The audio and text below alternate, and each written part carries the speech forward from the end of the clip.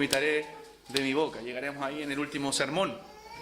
Pero hoy día nos toca ver la iglesia de Pérgamo. Apocalipsis capítulo 2, verso 12 al 17.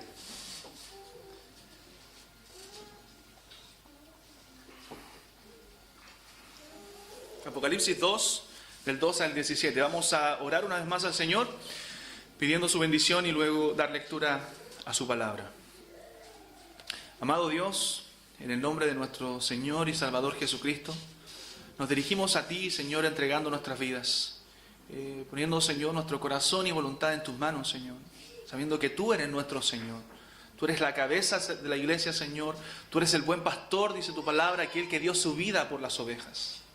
Gracias por nuestro Salvador Jesucristo, quien entregó su propia vida, quien sufrió hasta la muerte, Señor, y resucitó al tercer día para darnos vida juntamente con Él. Oh Señor, mereces toda la gloria, toda la adoración, Dios Trino, por lo que tú eres y por lo que has hecho, Señor, en nuestra vida. Gracias, Padre, porque has redimido un pueblo, porque has salvado, Señor, a un número incontable de personas de toda tribu, lengua y nación. Y solo por gracia, Señor. No hay mérito en nosotros que pudiera salvarnos, si no fue solo tu gracia y tu misericordia. Padre, bendice la predicación de tu palabra. Señor, ayúdame a comunicarla, Señor, como un instrumento para tu gloria, Señor, donde podamos exaltar a Cristo, Señor. Y Padre, que tú puedas hablar a través de tu Espíritu Santo a nuestros corazones. Perdona mis pecados, mis faltas, Padre, mis limitaciones para poder predicar tu palabra. Pero úsala, Señor, a través de tu Santo Espíritu. Bendice este tiempo junto a mis hermanos, Señor. Y gracias por esta preciosa palabra que tú nos das, Señor, que es viva y eficaz, Señor. Por este libro sobrenatural, Padre, el cual, Señor, en el cual podemos ver, Señor, tu mandato, Señor, tu voluntad. Y como decía el hermano Juan, Señor, en la mañana, es lámpara, Señor, a nuestros pies, es lumbrera a nuestro camino. Te alabamos, Señor, y te damos la gloria y rogamos tu bendición en Cristo nuestro Salvador. Amén. Apocalipsis capítulo 2, versos 12 al 17, dice: hermanos amados, y escribe al ángel de la iglesia en Pérgamo, el que tiene la espada aguda de 2 filos, dice esto: yo conozco tus obras y dónde moras, donde está el trono de Satanás. Pero retienes mi nombre y no has negado mi fe, ni aun en los días en que Antipas, mi testigo fiel, fue muerto entre vosotros, donde mora Satanás. Repite nuevamente esto. Verso 14. Pero tengo unas pocas cosas contra ti, que tienes ahí a los que retienen la doctrina de Balaam, que enseñaba a Balac a poner tropiezo ante los hijos de Israel, a comer de cosas sacrificadas a los ídolos y a cometer fornicación. Y también tienen a los que retienen la doctrina de los nicolaitas, la que yo aborrezco. Por tanto, arrepiéntete, pues si no, vendré a ti pronto y pelearé contra ellos con la espada de mi boca. El que tiene oído, oiga lo que el Espíritu dice a las iglesias. Al que venciere, daré a comer del maná escogido, y le daré una piedrecita blanca, y en la piedrecita escrito un nombre nuevo, el cual ninguno conoce, sino aquel que lo recibe. Hemos visto en estos mensajes, ¿cierto? En estos 3 mensajes a las iglesias en el libro de Apocalipsis, la iglesia de Asia Menor, cómo el Señor Jesucristo tiene un alto interés por su iglesia, un alto cuidado por su iglesia. Él se preocupa por la condición en la que su iglesia se encuentra. Él hoy, hermanos, está preocupado por la condición en la cual está nuestra iglesia. Y el deseo de poder compartir estos sermones es para que nosotros podamos analizarnos cómo estamos nosotros personalmente con el Señor y cómo está nuestra iglesia en cuanto a la relación que tiene con el Salvador. El Señor no nos ha dejado a la deriva. Él ganó un pueblo para sí, Él ganó su iglesia, dice la Biblia, por su propia sangre, y Él la sustenta y la cuida.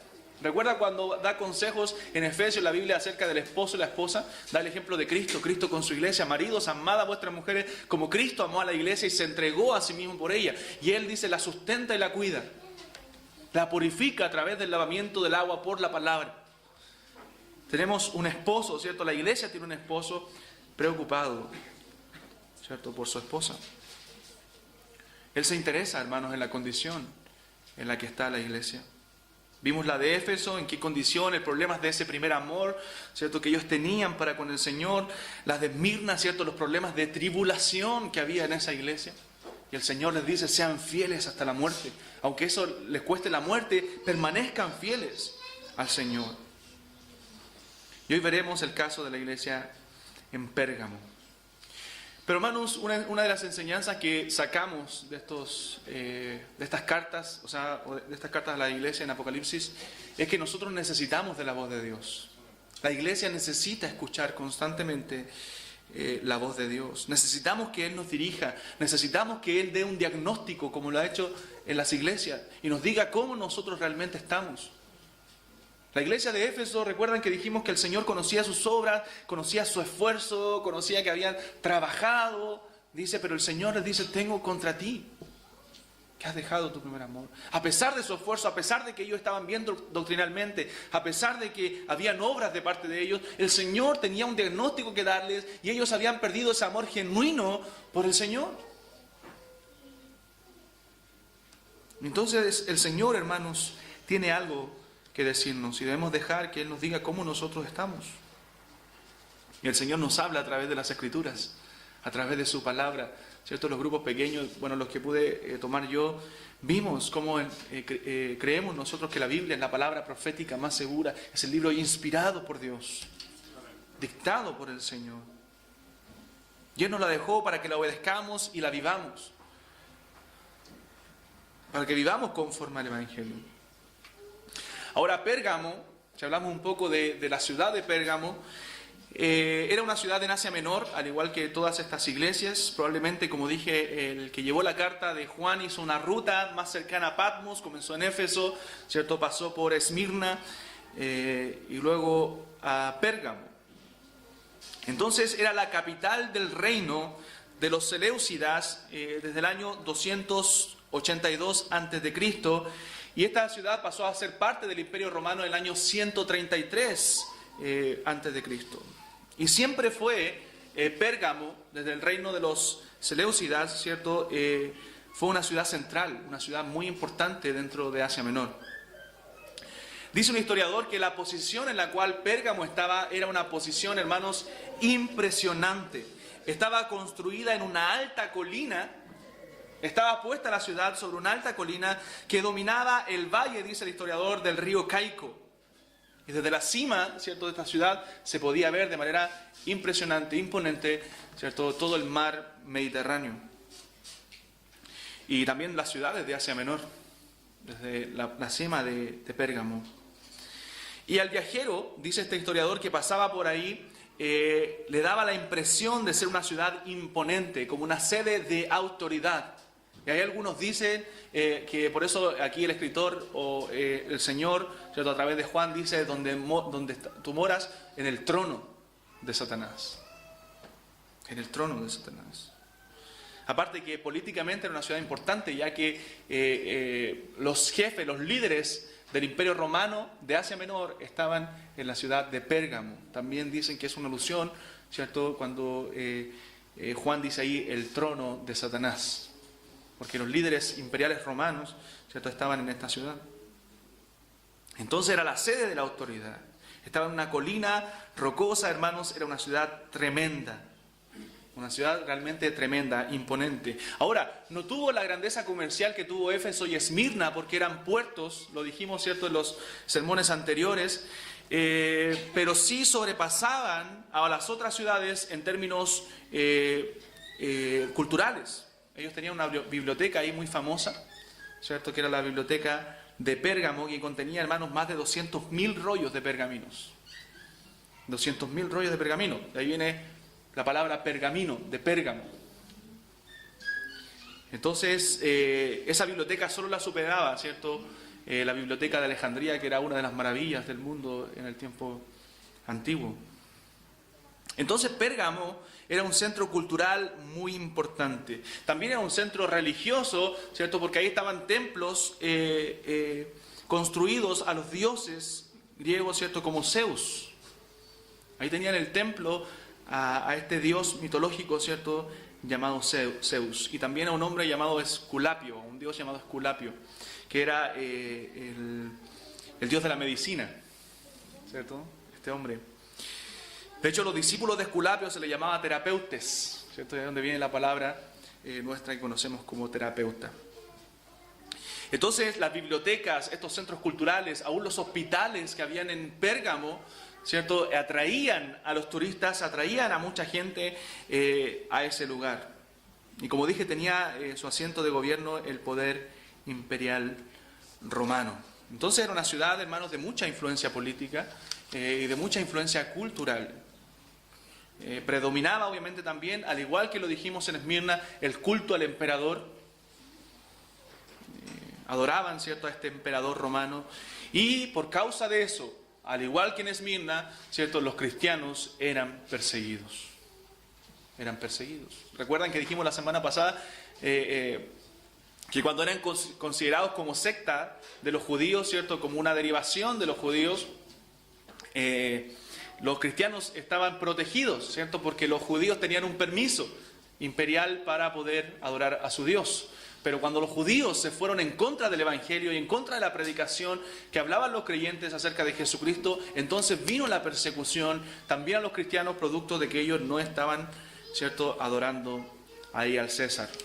Y el verso 12, al igual que el otro pasaje, el Señor lo que hace es identificarse primero a sí mismo. Y dice el verso 12, escribe al ángel de la iglesia en Pérgamo, el que tiene la espada aguda de 2 filos, dice esto. Recuerda, a la iglesia de Éfeso le dice el Señor, el que tiene las estrellas en su diestra y el que anda en medio de los 7 candeleros de oro. Recuerda, el que anda en medio de las iglesias, le dice a Éfeso. A los de Esmirna le dice el primero y el postrero, el que estuvo muerto y vivió. Le dice eso para alentarlo, producto de la persecución, producto de que muchos en Esmirna iban a morir. Y el Señor le dice, yo estuve muerto, pero hoy vivo. Y a los de Pérgamo les dice que tiene la espada aguda de 2 filos. ¿Saben lo que muestra eso, hermanos? La autoridad del Señor. Y Él tiene la autoridad para usarla, para usar esa espada. Y no era algo alentador para esta iglesia. El Señor le está dando un mensaje de juicio. Y de hecho lo vemos cuando al final le dice, si no te arrepientes, vendré. Si no te arrepientes, vendré. Y pelearé contra ellos, dice, con la espada de mi boca. O sea, es un mensaje de autoridad, de juicio a la iglesia. El Señor podía usar esa espada. La espada es una señal de autoridad. Vemos en Romanos 13, ¿cierto? Cuando el Señor habla de las autoridades civiles, dice, porque no en vano lleva la espada, ¿cierto? Y todas esas autoridades, dice, han sido puestas por Dios. Y Cristo se presenta aquí como aquel que tiene la autoridad y que tiene esa espada de 2 filos. Y esa espada, ¿cierto?, o esa autoridad está basada, ¿cierto?, en su palabra. Y Él dice que va a ejercer autoridad sobre su iglesia, porque Él es la cabeza de la iglesia. Y Él está en medio de los 7 candeleros de oro. Y los candeleros de oro, ¿cierto?, son las iglesias. Y en el verso 13 comienza a hacer este diagnóstico el Señor, al igual que en todas las iglesias, ¿cierto?, que vimos anteriormente. Dice el verso 13. Y esto nos muestra, hermanos, dónde nosotros estamos, podemos aplicarlo, ¿cierto?, de esa forma, y nos muestra dónde estaba la iglesia de Pérgamo, cómo estaba realmente. Y el diagnóstico trae una parte positiva, ¿cierto?, y una parte negativa. A Éfeso le hizo lo mismo. Yo conozco tus obras, tu arduo trabajo, tu paciencia, que has sabido soportar a los malos, ¿cierto? Y la parte buena. Pero luego viene el diagnóstico y le da la parte mala. Pero tengo contra ti que has dejado tu primer amor. A Pérgamo pasa exactamente lo mismo. Primero una parte buena, ¿cierto?, un diagnóstico bueno, y luego le dice lo malo. Dice el verso 13. Yo conozco tus obras. ¿Y dónde moras? ¿Dónde está el trono de Satanás?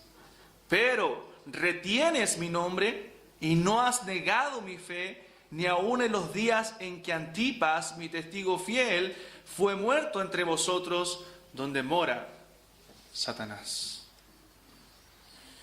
Y enfatiza 2 veces lo que decían antes, el trono de Satanás, o donde mora Satanás. O sea, Cristo le recuerda esto, ustedes están, ¿cierto? La iglesia está donde mora Satanás. Y esto, hermanos, es algo muy serio. Pero también lo que nos hace ver y lo que nos deja ver que el Señor diga esto es el poder del mensaje del Evangelio. Esta iglesia está ubicada en el centro de operaciones del diablo, donde mora Satanás. Sin embargo, podemos encontrar ahí mismo en el trono del diablo, ¿cierto?, una iglesia, ¿cierto?, que es luz a un lugar en tinieblas. Es un testimonio de la gracia de Dios. Podemos encontrar vidas transformadas que contrastan, ¿cierto?, con el dominio del diablo en ese lugar. A pesar de que ahí estaba el poder del diablo, a pesar de que estaba ahí el trono de Satanás, había una iglesia que había aún guardado la fe. Que había permanecido fiel. Personas, hermanos, que vienen de un mundo pagano, que venían de un mundo pagano, el Evangelio los transformó. El Evangelio llegó a sus vidas, la gracia de Dios llegó a sus vidas. Y en ese lugar que estaba reinado por el diablo, reinado por el enemigo, estaba adornado, hermanos, por un faro de luz. La iglesia en Pérgamo. La iglesia en Pérgamo. Pérgamo era una ciudad del diablo, rodeada de maldad. ¿Han escuchado que a Las Vegas le dicen la ciudad del pecado? Bueno, Pérgamo era una ciudad como esta. Por eso el Señor le llama el trono de Satanás. Había oposición para los cristianos y era el centro, como decía, romano del poder. El paganismo, ¿cierto?, estaba en contra de los cristianos. A Esmirna Dios le había dicho, vendrá persecución, sean fieles, porque va a venir una persecución por 10 días. Pero en Pérgamo ya había venido, hermanos, la persecución. Y ahí menciona el texto Antipas, ¿cierto? Ni aun en los días en que Antipas, dice, mi testigo fiel fue muerto entre vosotros, donde mora Satanás. No sabemos mucho de Antipas, ¿cierto? No se da mucha... no se escribe mucho acerca de este hombre, no se dice mucho acerca de él, pero evidentemente por lo que dice ahí fue un mártir del Señor. Murió por la causa de Cristo, ¿cierto? Murió ahí en el lugar donde mora Satanás. Ahora, los de Pérgamo sabían lo que había ocurrido, sabían lo que había pasado, ¿cierto?, con este hombre llamado Antipas, con este cristiano. El Señor le llama mi testigo fiel. La palabra testigo en griego ahí viene del vocablo que quiere decir mártir o martur, que se traduce como mártir. O sea, cuando habla de testigo, habla de mártir por la causa de Cristo. Cuando dice la Biblia, y me seréis testigos en Jerusalén, en Judea, en Samaria, usa la misma palabra, mártir. O sea, testigos hasta la muerte, seguidores de Cristo hasta la muerte. Eso fue Antipas. Y una tradición muy antigua dice que este hombre fue hervido en una olla gigante. De esa manera, dicen que fue martirizado este hombre llamado Antipas. Él fue un testigo, un mártir de Cristo. Y ellos permanecieron fieles. Aún en los tiempos, dice Juan aquí, de Antipas, mi testigo fiel. Aún cuando él fue muerto por la causa de Cristo, ustedes permanecieron fieles. Y hermanos, aún en tiempos difíciles, nosotros como creyentes debemos permanecer fieles al Señor. Quizás un día, no lo sé, en nuestro país van a llegar momentos donde va a ser muy difícil ser cristiano. Ayer hablábamos con los jóvenes acerca de toda esta ideología y de cómo nosotros estamos siendo atacados, los creyentes, por estas ideologías, la identidad de género, ¿cierto?, el feminismo radical que vemos hoy día. Y quizás eso va a traer persecución a la iglesia porque nosotros desaprobamos esas cosas. No es el diseño original, no es el diseño de Dios. Dios nos creó con un sexo masculino y femenino. Y mi género es masculino porque mi sexo biológicamente dice que soy masculino.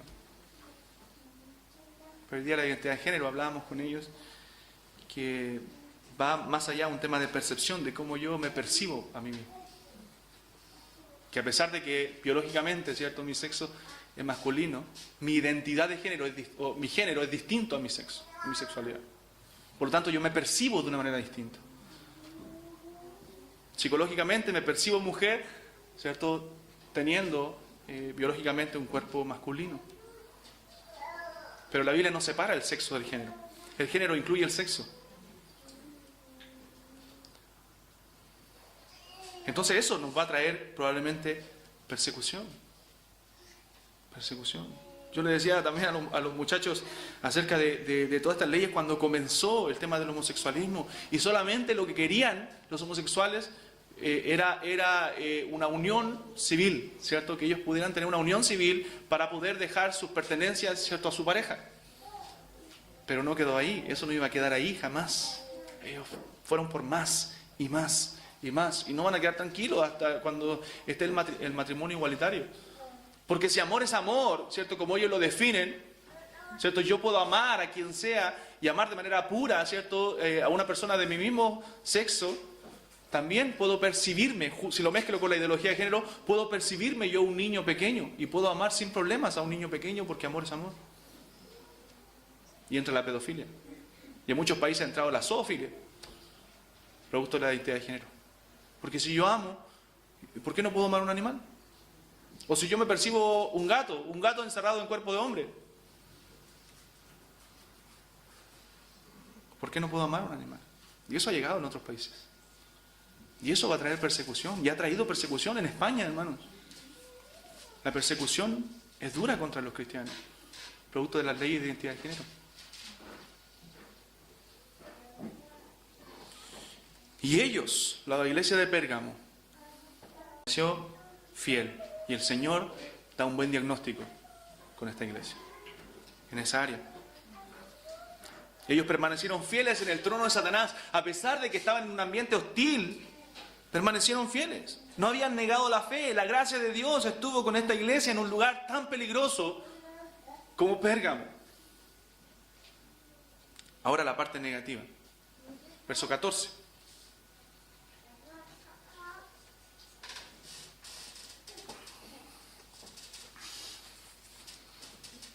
Pero tengo unas pocas cosas contra ti, le dice el Señor a esta iglesia. Que tienes ahí a los que retienen la doctrina de Balaam, que enseñan a Balac a poner tropiezo ante los hijos de Israel, a comer de cosas sacrificadas a los ídolos y a cometer fornicación. Y también tienes a los que retienen la doctrina de los nicolaitas, la que yo, dice el Señor, aborrezco. Y ahí vemos la diferencia entre Pérgamo, ¿cierto?, y Éfeso. ¿Recuerda lo que el Señor le dice a Éfeso? Le dice que tú no puedes soportar a los malos, y has probado a los que se dicen ser apóstoles y no lo son, y los has hallado mentirosos. En el verso 6 les dice, pero tienes esto, que aborreces las obras de los nicolaitas, las cuales yo también aborrezco. Los efesios estaban alineados con el Señor doctrinalmente, y ellos aborrecían las prácticas de estos hombres. Explicamos quién eran los nicolaitas un poco, y que el Señor aborrecía eso. Pero los de Pérgamo habían sido permisivos en esa área doctrinal. Entonces el Señor les dice que a pesar de soportar la persecución, ¿cierto?, lo cual lo alaba, Él también les reprende, porque hay algunas cosas doctrinales que no están bien. Ellos no habían reprendido, habían tolerado las influencias negativas dentro de la iglesia. Dentro de la iglesia. Y Jesús no los alaba, hermanos, por ser tolerantes. No nos dice qué bien que ustedes son tolerantes. Porque hoy día hay un evangelio light también que tolera, hay que tolerar, ¿cierto?, las falsas enseñanzas dentro de las iglesias. Ellos estaban tolerando algo intolerable por el Señor. Yo los aborrezco, dice Dios. Y ustedes los han permitido dentro de la congregación. Ellos no estaban practicando el amor al soportar, ¿cierto?, a estos hombres. Ellos estaban pecando contra Dios. Hermanos, pecado es pecado. Y no podemos, como iglesia, columna y baluarte de la verdad, permitir que el pecado contamine la congregación. Es por eso que el pecado debe ser tratado siempre. Cuando toleramos, ¿cierto?, comenzamos a tolerar cosas poco a poco y no nos estamos dando cuenta que estamos abrazando doctrinas equivocadas, prácticas equivocadas, que nos están llevando a pecar contra Dios. Y abrazar cosas de las cuales nos vamos a arrepentir. Y el Señor nos va a tener que dar un mensaje como la iglesia de Pérgamo y decir: arrepiéntete, si no sacaré, ¿cierto?, como le dice a otra iglesia, el candelero de tu lugar, si no te hubieras arrepentido. Entonces le dice que tienes ahí a los que retienen la doctrina de Balaam, ¿cierto? Que enseñaba a Balac a poner tropiezo ante los hijos de Israel, a comer cosas sacrificadas a los ídolos y a cometer fornicación. Esta historia sale en Números, ¿cierto? En el libro de Números, capítulo 22 al 24. Balac, si ustedes recuerdan, yo lo voy a resumir simplemente, quería que Balaam profiriera una maldición contra Israel. Balaam era un profeta, ¿cierto? Y Balac lo contrata prácticamente para que este hombre dijera una maldición. Pero el Señor se lo impide. ¿Recuerdan que se cruza un ángel que Balaam no veía y el asna habla ahí? ¿Recuerdan? Entonces, el Señor se lo impidió. Y Balaam, sabiendo esto, que el Señor se lo había impedido, lo que hace es sugerir a Balac que enviara a mujeres moabitas, ¿cierto? Para que sedujeran a Israel a la idolatría. Miren lo que hace este hombre. Le sugiere a este hombre llamado Balac que mujeres seduzcan a Israel. ¿Saben lo que pasó con eso, hermano? Trajo mortandad al pueblo. Trajo pecado al pueblo de Israel. Lo cual Israel lo recordó, incluso en Josué el Señor se lo recuerda. Ese acontecimiento. Y Balaam le dice, ya que no puedo maldecir al pueblo, haz esto y verás los resultados. Mire la maquinación del corazón de este profeta. Y si usted va a Números 31 después, en Números 31, Israel cobra venganza de Madián, dice la Biblia, por la mortandad que vino al pueblo, producto de este pecado de estas mujeres que contaminaron, ¿cierto?, al pueblo. Y dice que ellos mataron a todos los varones madianitas, dice la Biblia en Números 31. Pero llevaron cautivas a las mujeres de Madián. Las llevaron cautivas. En ese momento muere Balaam, también muere este profeta. Pero las mujeres las llevan cautivas. ¿Y sabe lo que pasa? Moisés se enoja por esto. Moisés se enoja. Y mira, yo le voy a leer un pasaje en Números 31, 16, donde Moisés dice esto. He aquí, por el consejo de Balaam, ellas fueron causa de que los hijos de Israel prevaricasen contra Jehová en lo tocante a Baal peor. Porque estas mujeres desviaron el corazón de Israel hacia los falsos dioses. Por lo que hubo mortandad en la congregación de Jehová. O sea, Moisés le dice, ¿cómo ustedes traen a estas mujeres? Si Balaam aconsejó y por culpa de estas mujeres, ¿cierto?, vino mortandad al pueblo, desviaron su corazón tras dioses ajenos. Y ustedes las quieren acá. O sea, hermano, fue tremendo lo que quiero decir, lo que pasó con Balaam en el pueblo de Israel. Trajo mucha mortandad. Y ahora estaba pasando lo mismo en Pérgamo. El caballo de Troya nuevamente estaba entrando, ¿cierto?, dentro de la iglesia. Y hay tres cosas que nos dice que hizo Balaam y que estaban pasando en Pérgamo. Número 1, dice, puso tropiezo ante los hijos de Israel. O sea, habían hombres que estaban poniendo tropiezo a los creyentes dentro de la iglesia. Número 2, dice, comían cosas sacrificadas a los ídolos y cometer actos de fornicación. Tres cosas que hizo Balaam. Puso tropiezo al decir, no, mira, manda a las mujeres moabitas para que Israel caiga, porque ahí iban a caer tras dioses ajenos. Segundo, lo iban a llevar a esas mujeres a comer cosas sacrificadas a los ídolos porque eran mujeres paganas, ¿cierto?, y a cometer fornicaciones, actos inmorales, impuros, y a irse tras dioses ajenos.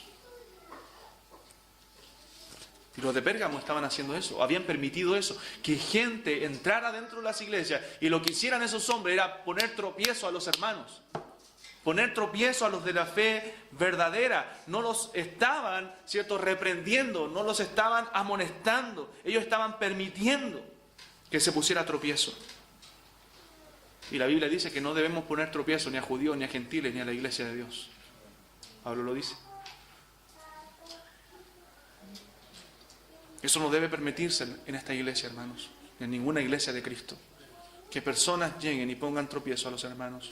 Es por eso que nosotros debemos cuidarnos también como iglesia. Hay que tener mucho cuidado, aún en cosas que tienen que ver con la libertad de conciencia. ¿Recuerdan que lo hablamos hace tiempo? Pablo decía que si aún la comida hace que tropiece a mi hermano, si aún la carne que yo como hace tropezar a mi hermano, ¿qué dice Pablo? yo como carne, no me interesa. No, yo no comeré carne jamás. Por amor a mi hermano. Eso es amor. O sea, había un problema de amor dentro de la iglesia. De proteger a los hermanos. En un momento, un versículo de la Biblia, el Señor dice que los tropiezos son inevitables. Muchas veces. Pero hay de aquel por el cual vienen los tropiezos. Hay de aquel que haga tropezar a uno de estos pequeñitos. Y eso es central para el Señor, hermanos. Eso es central. De hecho, la Biblia dice, en esto conocerán todos que sois mis discípulos si tuvierais amor los unos con los otros. Otro texto en Juan dice, el que no ama a su hermano no ha visto a Dios. No conoce a Dios. Si tú sin piedad pones tropiezo a un hermano en la fe, lo que tú estás mostrando es que tú no conoces a Dios, que tú no has experimentado la gracia de Dios.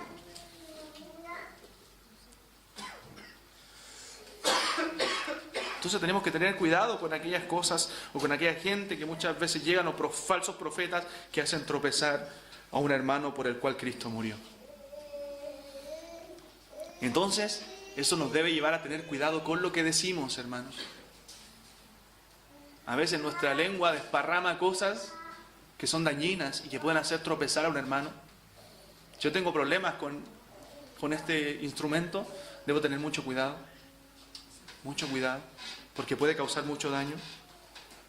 Debemos tener cuidado con lo que hacemos, hermanos, que pueda hacer tropiezo a otro hermano. Ten cuidado con lo que publicas hoy día con tanta red social, porque puede hacer caer un hermano. Recuerda que tú y tu hermano son del Señor. Por precio fuimos comprados. Por precio fuimos comprados. Debemos cuidar nuestro testimonio, y el testimonio del Evangelio y el bienestar de nuestros hermanos. Somos una comunidad de creyentes, y eso estamos aprendiendo a través de los grupos pequeños. Somos una comunidad de creyentes, hermanos. No somos creyentes individuales, somos una comunidad de creyentes que tienen el firme propósito de glorificar a Dios con sus vidas. Y debemos cuidarnos unos a otros. Verso 15, le dice Dios a los de Pérgamo, esto había pasado, la doctrina de Balaam, ¿cierto? Se había introducido, gente haciendo tropezar a los hermanos, ¿cierto? Comer carne sacrificada a los ídolos, hacer cosas que no corresponden, ¿cierto? Y actos inmorales. Y los nicolaitas iban por el mismo rumbo, ¿cierto? Actos inmorales. Ellos separaban el cuerpo del alma, ¿cierto? Una especie de dualismo. Ahí, entonces ellos decían que las obras de la carne no contaminaban el alma, por lo tanto, ellos podían cometer actos inmorales sin contaminar su vida espiritual. Y también tienen los que retienen la doctrina de los nicolaitas, la que yo aborrezco, dice el Señor. Eso es inmoralidad. Inmoralidad. Era parecido, muy similar, ¿cierto? También a lo que hacía Balaam con el pueblo de Israel. Y a diferencia de Éfeso, como le dije antes, ellos la permitían. Éfeso la resistía, habían sido bien enseñados doctrinalmente, pero estos hombres, esta iglesia la estaba permitiendo. Entonces la inmoralidad se había metido dentro de las iglesias y eran tropiezo para la iglesia del Señor. Hermanos, siempre va a haber una diferencia entre los creyentes verdaderos y el mundo. Si tú vives igual, eres igual al mundo, entonces no eres un creyente verdadero. Porque un creyente siempre va a marcar una diferencia. Si tú vives como el mundo, si cometes las inmoralidades que el mundo comete, si te atraen esas cosas, entonces tú amas al mundo. Y dice la Biblia, si alguno ama al mundo, ¿qué dice? El amor del Padre no está en él. No está en él. Pérgamo no estaba marcando esa diferencia. Y el diablo quiere eliminar esas diferencias, sobre todo en el mundo en que estamos hoy día. Quiere eliminar las diferencias entre el mundo y los cristianos.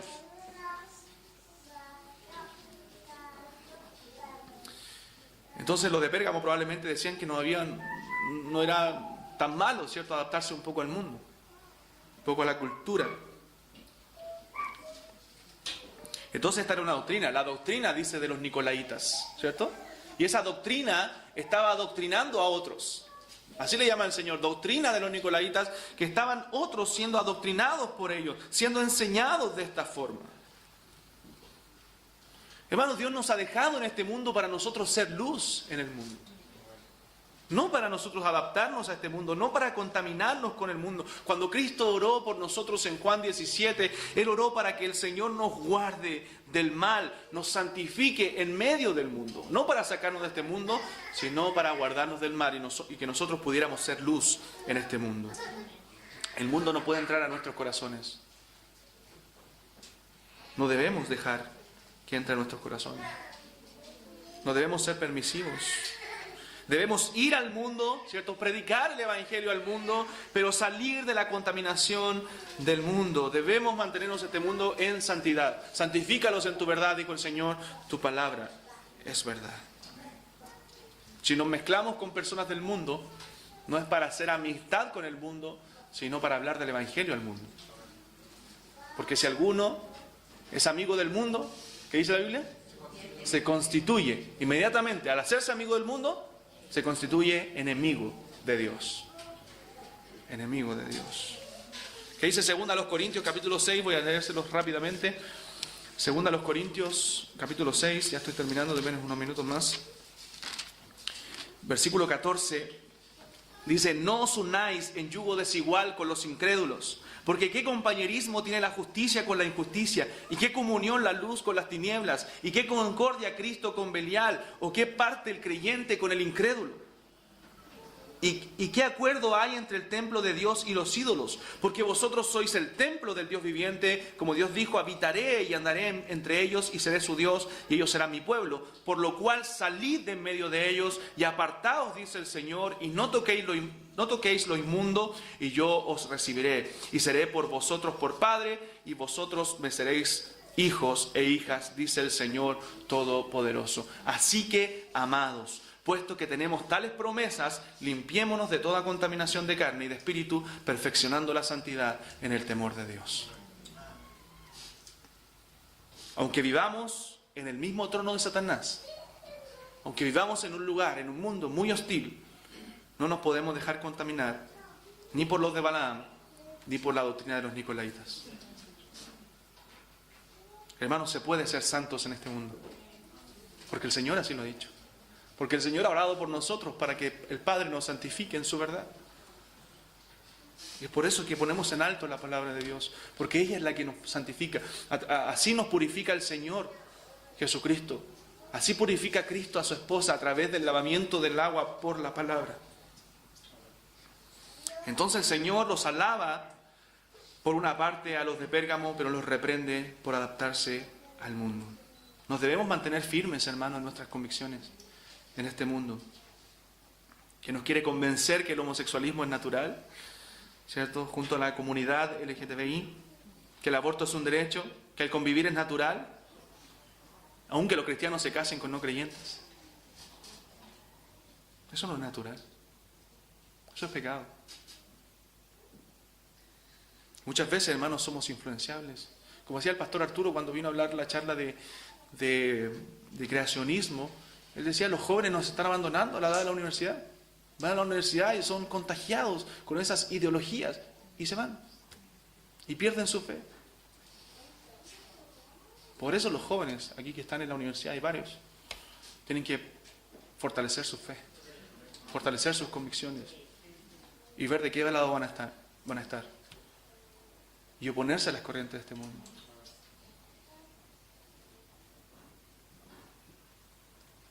La iglesia de Pérgamo era influenciable. Entonces, hermanos, probablemente los de Pérgamo querían que la gente no hablara mal de ellos, querían parecer que eran tolerantes, querían quedar bien con todos. Pero no, el mundo siempre va a hablar mal de los creyentes. En el mundo tendréis aflicción. Y hay de vosotros, dijo alguien por ahí, cuando todos hablen bien de ti, todo el mundo hable bien de ti. Porque algo no están mostrando. Algo no están mostrando. Algo estás callando. Porque cuando tú comienzas a decir: yo no estoy de acuerdo con esto, yo creo esto. Cuando tú comiences con amor a predicar el Evangelio, tú vas a ver la oposición que vas a recibir de parte de esas personas. Ayer hablábamos un poco de eso con los jóvenes. Y algunos contaban sus experiencias al respecto. Pero hay un remedio a a esta permisividad que había en Pérgamo. Verso 16, para ya ir cerrando. Por tanto, le dice el Señor, arrepiéntete, pues si no, vendré a ti pronto y pelearé contra ellos con la espada de mi boca. Con la espada de mi boca. Hermano, la iglesia debía arrepentirse por no haber hecho nada en contra de estos hombres. Y la iglesia debía arrepentirse, no solamente los grupos de los Nicolaitas, ¿cierto? Ni los grupos de Balaam, sino la iglesia debía arrepentirse por haber tolerado esas doctrinas, por haber permitido que ellos enseñaran. Porque un poco de levadura, ¿qué dice la Biblia? Leuda toda la masa. Cuando permitimos algo en la iglesia, hermano, eso va a contaminar la congregación. Por eso el Señor dejó la disciplina eclesiástica. Cuando tú pecas de manera inmoral, hermano mío, la iglesia peca. El cuerpo de Cristo se estanca. Somos un cuerpo de creyentes. No hay individualidad en la vida cristiana. Estos inmorales, ¿cierto?, que estaban aquí en la iglesia, metieron problemas en toda la iglesia. Porque así afecta, así contamina el pecado. Lo permitimos y no nos damos cuenta y ya nos tiene enganchados, hermano. Pero Cristo no dejaría así las cosas. Él tiene la espada de 2 filos, dice. Y la usará si no te arrepientes. Eso lo dice. El celo por su casa le consume, dice la Biblia. Amén. Cristo es celoso de su iglesia. Por eso el hermano Juan citaba los mandamientos delante, ¿cierto? Uno de los mandamientos es que no adoraremos dioses ajenos delante de Él. Porque Dios es un Dios fuerte y celoso. Celoso de su pueblo, celoso de su iglesia. El juicio de Dios viene, hermanos. Eso le está diciendo Cristo a la iglesia. Cuando los corintios tomaron la cena indignamente, ¿recuerdan? Ellos tomaron la cena sin discernir el cuerpo del Señor. Vino el juicio. Le dice Pablo ahí que algunos estaban debilitados, otros estaban enfermos y otros duermen. Producto de hacerlo indignamente, producto de tomar la cena en pecado. Era un llamado a examinarse. Pablo los llama, por tanto, pruébese cada uno a sí mismo. Les dice a los corintios. Porque, hermano, el Señor demanda una fidelidad absoluta a su señorío absoluto. El que nos sintamos bien, muchas veces, no es sinónimo de que estamos bien. No porque tú te sientas bien, estás bien. Quizás tu corazón está endurecido por el pecado, por eso te sientes bien. Una promesa al vencedor, verso 17, dice, el que tiene oído, oiga lo que el Espíritu dice a las iglesias. Al que venciere, daré a comer del maná escondido y le daré una piedrecita blanca y en la piedrecita escrito un nombre nuevo, el cual ninguno conoce, sino aquel que lo recibe. Debemos oír lo que el Espíritu dice a las iglesias. Al que venciere, ¿cierto? Al que venciere con Él, porque Él ya venció en la cruz del Calvario, hermanos. Venció la muerte, dice la Biblia, al que tenía el imperio de la muerte, esto es al diablo. A Él, al que venciere juntamente con Cristo, le daré el maná escondido. Ese maná no sabemos lo que es, ¿cierto? No lo dice ahí el texto, quizás una representación de Cristo mismo, que es el verdadero maná, es nuestro pan del cielo. Amén. El que viene del cielo, el alimento que llena nuestra alma. Cristo del Señor. La piedrecita, tampoco lo sabemos, ¿cierto? Hay teorías ahí, pero Dios nos dará esa piedrecita a los que hemos sido justificados por la fe de Jesús. Una piedrecita con un nombre nuevo, que ninguno conoce, sino el que la recibe. Sino el que la recibe. Y allá veremos, no sabemos cuál va a ser mi nombre, ¿cierto? Cuál va a ser tu nombre, pero allá lo veremos en la gloria con el Señor. Pero la Biblia dice que tendremos un nuevo nombre. Isaías 62:2 dice, entonces verán las gentes tu justicia y todos los reyes tu gloria, y te será puesto un nombre nuevo que la boca de Jehová nombrará. Isaías 65:15 también dice, y dejaréis vuestro nombre por maldición a mis escogidos, y Jehová el Señor te matará, y a sus siervos llamará por otro nombre. El Señor conoce a sus ovejas por su nombre y las llama. y las ovejas le siguen, y las recompensará según sus obras. Hermanos, el mundo es un sistema diabólico. El Señor nos rescató de ahí, ¿cierto?, de este sistema diabólico del mundo, pero debemos seguir cuidándonos de su influencia. Sobre todo, hermanos, aquí tenemos bastantes jóvenes. Yo estoy esta semana orando mucho por los jóvenes de esta iglesia.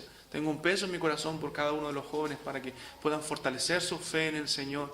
Y ha sido mi oración esta semana por ellos. Jóvenes, fortalezcan su fe en Cristo. Fortalezcan la fe, fortalezcan sus convicciones. Amen a Cristo. La gloria de los jóvenes es su fuerza. Que esa fuerza ustedes la usen para servir al Señor, para servir a la iglesia de Cristo. Que se levanten Esther, Ruth dentro de la iglesia. Josué, Elías, Eliseo, a servir al Señor. Hombres que amen a Dios. Como decía John Knox, ¿cierto? Decía, denme 10 hombres que teman solo al pecado y yo gano Escocia para Cristo. Que sean hombres de oración y que teman solo al pecado y yo gano Escocia para Cristo. Cuando se levantan hombres fieles, hermano, Dios los usa para su gloria. El mundo te quiere consumir. La influencia del mundo, el diablo trabaja a través de eso. El diablo no quiere endemoniarte. El diablo quiere influenciarte a través de estas corrientes. Y tú no te das cuenta. Y te va absorbiendo, hasta que estás metido. Y si no hay un quebrantamiento, ya no va a haber esperanza para ti.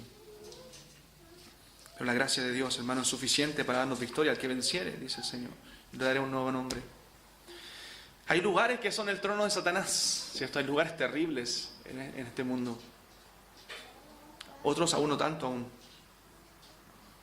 Aún cuando yo me cambio de ciudad debo pensar en eso. ¿Dónde voy a ir? ¿Al trono de Satanás? ¿Podré cuidar ahí mis hijos? ¿Podré criarlos sin tanta influencia del maligno? Ahora hay misioneros, la historia, que han ido al trono de Satanás, a lugares terribles, a predicar con pasión la palabra de Dios, a hacer luz en ese lugar de tinieblas. Y gloria a Dios como Dios ha obrado. Ha cambiado lugares tremendos, ¿cierto?, a ciudades casi llenas de convertidos. Debemos ser luz en medio del trono de Satanás. Pérgamo era una ciudad del pecado, pero los cristianos, a pesar de la persecución, tenían la gracia de Dios para hacer luz en esos lugares. Que el Señor nos dé de su gracia, hermano. Que el Señor llene nuestro corazón de pasión por Cristo, de amor por Cristo, para hacer luz en un mundo tenebroso, en un mundo en tinieblas. Oremos los unos por los otros, fortalezcámonos los unos a los otros. Que los grupos pequeños sirvan para eso, para orar también por mi hermano que es débil, por los jóvenes, hermanos, por los adolescentes, por los niños de nuestra iglesia que van a crecer y van a ser futuras generaciones y quizás van a entrar en un mundo aún más perverso. Necesitamos orar por ellos desde ya. Que el Señor nos dé ese compromiso por nuestra iglesia. Es tu iglesia esta, hermano. Es tu iglesia, es mi iglesia. Sirvamos unos a otros. Oremos.